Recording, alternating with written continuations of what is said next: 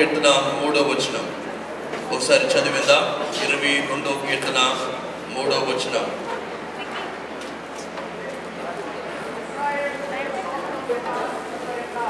నువ్వు ఇశ్రాయేలు దేవుని చేయి స్తోత్రాల మీదే ఆశీనుడై ఉన్నావు.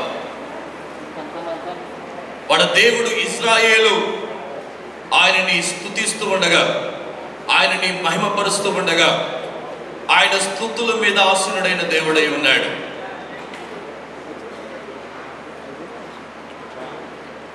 వాడు దేవుడు మన స్తుతుల మీద ఆసీనుడైన దేవుడై ఉన్నాడు. ఈ యొక్క లోకముని, సృష్టిని మీరు జాగ్రత్తగా చూసినట్లయితే ఎంత ఉన్నతమైన సృష్టి, మన కంటి ద్వారా చూడలేని సృష్టి, లేదా కెమెరా ద్వారా రికార్డ్ చేయలేని సృష్టి, ఇంత అద్భుతమైన సృష్టి ఏలుతున్న సృష్టించిన ఉన్నతమైన దేవుడు ఎప్పుడు వస్తాడంటే మన మధ్యలోకి, ఆయన్ని స్తుతించే సమయంలో ఆయన మన మధ్యలోకి వచ్చే దేవుడై ఉన్నాడు. ఆయన్ని స్తుతించే వాళ్ళంటే ఆయనకి చాలా ఇష్టము. ఆయనని స్తుతించి ఘనపరచే వాళ్ళంటే ఆయన బహుగా ఇష్టపడే దేవుడై ఉన్నాడు. దేవుని బిడ్డలారా, ఈ యొక్క రాత్రి కాల సమయముందు ఆ ఉన్నతమైన జీవమున్న దేవుణ్ణి స్తుతించడానికి వచ్చిన నీ పట్ల దేవుడు గొప్ప కార్యమని, ఒక అద్భుతమైన కార్యాన్ని నేటి రాత్రి యందు నీ జీవితంలో చేయడానికి యేసయ్య మన మధ్యలోకి వచ్చి ఉన్నాడు. ఎలాంటి పరిస్థితుల్లో ఉన్నా పర్వాలేదు, కానీ ఎలాంటి దుఃఖము, బాధ, వేదన, వ్యాధి, బలహీనత, భవిష్యత్తు లేని పరిస్థితుల్లో ఉండొచ్చు, కానీ ఈ రాత్రి కాల సమయముందు నువ్వు ఆయనని స్తుతిస్తూ ఉండగా ఆయన నీ పట్ల ఒక గొప్ప కార్యమని ఆయన చేసే దేవుడై ఉన్నాడు. ఆయన స్తుతుల మధ్యలో ఆసీనుడైన దేవుడై ఉన్నాడు. ఆయన ప్రజలు ఆయన స్తుతించినట్లయితే వాళ్ళ మధ్యలో ఇష్టపడే దేవుడై ఉన్నాడు. దేవుని బిడ్డలారా, మీరు బైబిల్ గ్రంథంలో చూసినట్లయితే ఎరికో అనే యొక్క ప్రాంతాన్ని దేవుడు ఎంతగానో ఇష్టపడాడు. ఎరికో అనే ప్రాంతంలో ఆ యొక్క ఇశ్రాయేలు ప్రజలందరూ కూడా ఆ యొక్క గోడలు కూలిపోవాలనే ఒక విశ్వాసంతో యెహోషువ ప్రకటించగా, యెహోషువ చెప్పగా వెంటనే వాళ్ళు ఏం చేశారంటే వాళ్ళు దేవుణ్ణి స్తుతించడం ప్రారంభించారు. 7 యాజకులు ముందు వెళ్తున్నారు. ఆ యొక్క దేవుని యొక్క మందస్సు ముందు వెళ్తుంది. దేవుణ్ణి స్తుతించడం ప్రారంభించారు.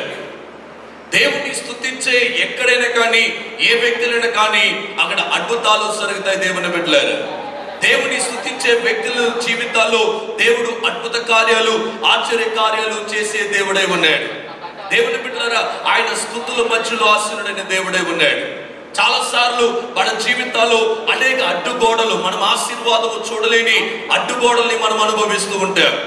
మనం అనేక జీవితాలు చదవలేము, లేకపోతే ఉద్యోగం వస్తుందా లేదా, మన భవిష్యత్తు ఏమవుతుందా, మన పరిస్థితి ఏమవుతుందా అనుకోవచ్చు, కానీ మన మధ్యలోకి దేవుడు, మన మధ్యలోకి ఆయన రావాలన్నట్లయితే, మన దేవుడు మన మధ్యలో నివసించాలన్నట్లయితే, కాబట్టి మన దేవుడు ఆయన మన మధ్యలో నివసించాలంటే, ఆయన మన మధ్యలోకి రావాలన్నట్లయితే మనము చేయాల్సిన ప్రాముఖ్యమైన పని ఏంటంటే మనం ఆయనని స్తుతించాలి.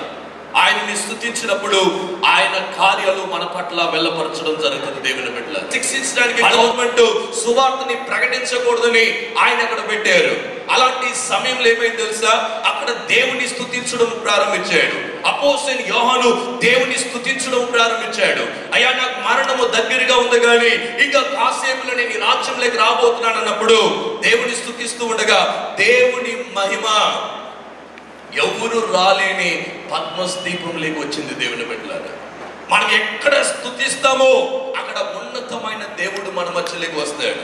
సమీప కాలంలో ఈ యొక్క సీఎంల డిప్యూటీ సీఎం గారు మన అమలాపురంకి వచ్చినప్పుడు ఎంత అడవడి, ఎన్ని పోస్టర్లు, ఎన్ని కట్అవుట్స్, ఎన్ని అరేంజ్మెంట్స్ ఆయన వెల్కమ్ చేయడానికి. ఉదయకాలం నుంచి వస్తూ పోతున్నాయి వాహనాలు, ఆ యొక్క హార్న్లు బిగ్గరగా కొట్టుకోవడం. అది మాత్రం కాకుండా బుర్ర బుర్ర బుర్ర అంటున్నది బైక్లు. ఎందుకు? డిప్యూటీ సీఎం అమలాపురంకి వస్తున్నారు, హోమ్ మినిస్టర్ అమలాపురంకి వస్తున్నారు. మన దేవుడు మన మధ్యలోకి రావాలన్నట్లయితే, మన దేవుడు మన మధ్యలోకి నివసించాలంటే అంత అవసరం లేదు. దేవా, నేను పాపిని, నా స్తుతుల మధ్యలో ఆసీనుడిగా ఉన్నావు, నా మధ్యలోకి వస్తానన్నావు. ఈ రాత్రి కాల సమయమందు దేవా, నేను నిన్ను స్తుతిస్తూ ఉండగా నువ్వు నా మధ్యలోకి రాని, నువ్వు దేవుని స్తుతించినట్లయితే ఈ రాత్రి కాల సమయమందు ఆయన నీ పట్ల ఒక అద్భుత కార్యం చేసే దేవుడిగా ఉన్నాడు. ఇశ్రాయేలు ప్రజలు ఎరిగో కోట లేకుంటే ఎరిగో గోడలు వాళ్ళకి అడ్డుగా ఉన్నప్పుడు వాళ్ళు 7 మార్లు స్తుతిస్తూ తిరుగుతూ వచ్చేటప్పుడు ఆటోమేటిక్గా లోకలంటే వాళ్ళు గొడవ పడి గోడలు కూలిపోయాయండి. దేవుని బిడ్డలారా, మీరు స్తుతించేటప్పుడు దేవుడు నీకు వ్యతిరేకంగా వస్తున్న అడ్డులైన గోడలన్నీ కూడా కూలిపోతాయి. దేవుని స్తుతించే కొలది నీ ముందు ఉన్న ఆ యొక్క భయంకరమైన కొండ లాంటి దాన్ని దేవుడు అది ఒక బూడిదలాగా మార్చేస్తాడండి. ఆయన అద్భుతాలు చేసే దేవుడుగా ఉన్నాడు. ఆయన అద్భుతాలు చేసే దేవుడు. ఆయన అద్భుతం ఎంత అద్భుతం అంటే వివరించలేనంత అద్భుత కార్యాలు మన పట్ల చేసే ఒక ఉన్నతమైన దేవుణ్ణి మనము ఆసీనుగా ఉన్నాము. దేవుని బిడ్డలారా, ఆయనని స్తుతించాలి. మనం ఆయన ఎప్పుడైతే స్తుతిస్తామో అప్పుడే అద్భుతాలు జరుగుతాయి. దేవుని బిడ్డలారా, స్తుతుల మధ్యలో ఆసీనుడైన దేవుడు ఆయన. ఇశ్రాయేలు స్తుతుల మధ్యలో ఆసీనుడైన దేవుడు. ఈ రాత్రి కాల సమయమందు మన్నా జూబ్లీ చర్చిలో ఆయన మన మధ్యలో ఆసీనుడైన దేవుడుగా ఉన్నాడు. ఉదాహరణకి ఒక ఉన్నతమైన దేవుడు మన మధ్యలోకి వస్తే మనం ఎలా ఉంటామో ఆలోచన చూడండి. ఆ జీవం కలిగిన దేవుడు మన మధ్యలోకి వచ్చినట్లయితే మన జీవితంలో ఎలాగో మారిపోతామంటే ఒక ట్రాన్స్ఫర్మేషన్ అయిపోతుంది. ఒక స్కానింగ్ జరుగుతుంది. ఒక స్కాన్ చేస్తాడు దేవుడు, నీ ప్రాబ్లమ్స్ అన్ని స్కాన్ చేస్తాడు. వెంటనే దేవతలు నిన్ను స్కాన్ చేస్తున్న వెంటనే ఒక రిపోర్ట్ వచ్చేస్తుంది. ఫలానా వ్యక్తికి ఫలాంటి అవసరమై ఉంది అన్నప్పుడు దేవుడు వెంటనే గ్రాంట్ చేస్తాడండి. మనకు స్తుతించినప్పుడు ఆశ్చర్య కార్యాలు మన పట్ల దేవుడు చేసే దేవుడుగా ఉన్నాడు. ఈ రాత్రి కాల సమయములో నువ్వు ఎలాంటి పరిస్థితులు ఉన్నావో తెలియదు కానీ ఆయన నిన్ను ప్రేమిస్తున్నాడు. దేవుని బిడ్డలారా, యేసు ప్రభు వారు ఆయన పుట్టినప్పుడు ఏమైంది తెలుసా? భూమి ఆకాశం నుండి ప్రజలందరూ కూడా సంతోషించారంట. చాలా సంతోషం వచ్చింది. ఎందుకు? యేసు ప్రభు వారి భూమిలో పుట్టారని. ఆకాశం భూమికి దేవతలు ఎక్కడమో దిగడమో చూసాము. అది మాత్రం కాకుండా దేవతల సమూహము ఉన్నతమైన దేవునికి స్తుతులు గానాలు పాడుతూ మహిమ పొందారు. ఎందుకు తెలుసా? ఆయన స్తుతుల మధ్యలో ఆసీనుడైన దేవుడు.